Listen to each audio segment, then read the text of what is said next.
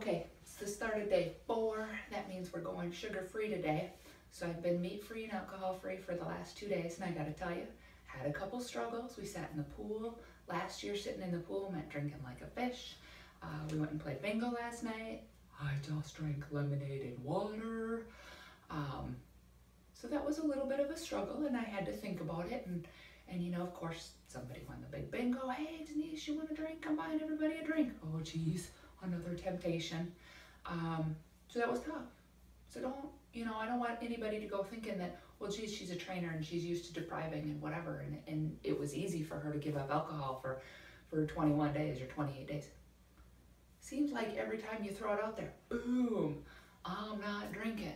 Then it's, hey, let's drink. Hey, another opportunity to drink. Hey, I'm buying it. Are you kidding me? So that was kind of a bear. Secondly, okay, so today's the first day of sugar-free as well, on top of meat and alcohol, right? So sugar-free.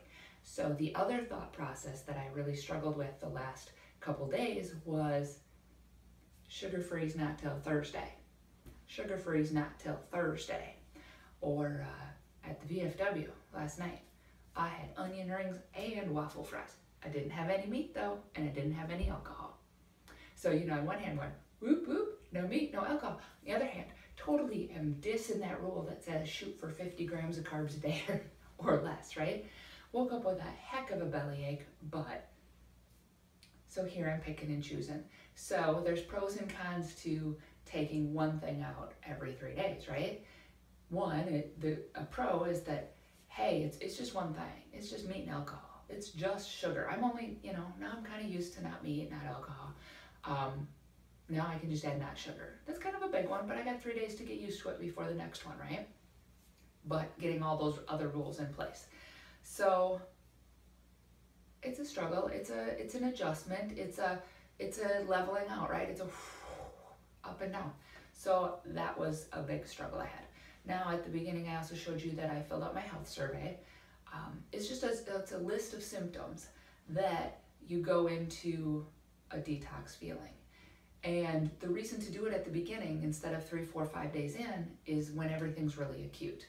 So that at the end of the detox, you can go back through it and you might not have even really missed a little symptom. Maybe all of a sudden you realize the dark circles under your eyes are gone, or you're not constantly hocking up stuff, right? But you didn't really realize it until you went back and looked at the health symptoms. So just another reason to kind of fill that paperwork out ahead of time, because it might not be such a thing that you lose a boatload of weight or you lose a boatload of inches. Now, ideally, you're going to, depending on how toxic you've been living up until this point and how closely you follow all the rules all the time. But it's some of those symptoms too. One other thing I wanted to share from yesterday. I learned years ago that me and Greek yogurt do not get along. Like even worse than regular yogurt, it's gotta be the protein in the Greek yogurt for me. But man, my kid's home and she's been having Greek yogurt in the fridge and I'm like, oh, we were at the store and that apricot, mango, oh my gosh, that sounded so good. So I had one and it was so good going down. And about an hour later, I just kind of had light itching. And 6 hours later, it was like my head really was literally bleeding because I was scratching so hard. So here's part of that detox detective, being a body detective, and paying attention to what you're eating, being mindful of what you're eating and knowing that, unless you have an anaphylactic reaction where, you get stung by a bee or you eat a peanut and boom, you instantly can't breathe. You have to kind of be aware of what you've eaten for the last few hours. I could have gone, geez, these onion rings are really affecting my head today. Oh, bullshit. The onion rings affected my belly this morning, but as I was finishing up my onion rings and scratching my head till it bled, I knew darn well that had to do with the yogurt, but that's because of detective work I did years ago. So keep in mind that when you are asked to pay attention to what you're eating, to track what you're eating, to write down every little bite, it's so that you can go back through and be really mindful and go, geez, every time I have 1 square of dark chocolate, the ringing in my ears intensifies 3 hours later. Well, if you aren't even writing that dark square of chocolate down and that ringing in your ears you can't attribute to anything, that's why I ask my people to write stuff down for a while, to be extremely mindful of what they're eating. Is it a pain in the butt? Yeah, but now today with phones, with cameras on our phones and phones always in our pocket, it's a whole lot easier. Another side tip, figured out MyFitnessPal. You can just scan barcodes and that stuff is in there.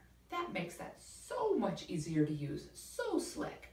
But also, if you don't want to download MyFitnessPal and go into that, just take a picture of every single thing that goes into your mouth. You don't have to post it on Facebook or Twitter or Instagram or any other social media site. Just take a picture, create a little folder, and then you can go back, whether you have a trainer or not to show it to, you can go back and go, oh, look at there. I was eating dark chocolate every time before my ears started ringing. Whatever, just using that as an example. So, starting off the sugar-free. Denise Peterson, Now Get Going Fitness.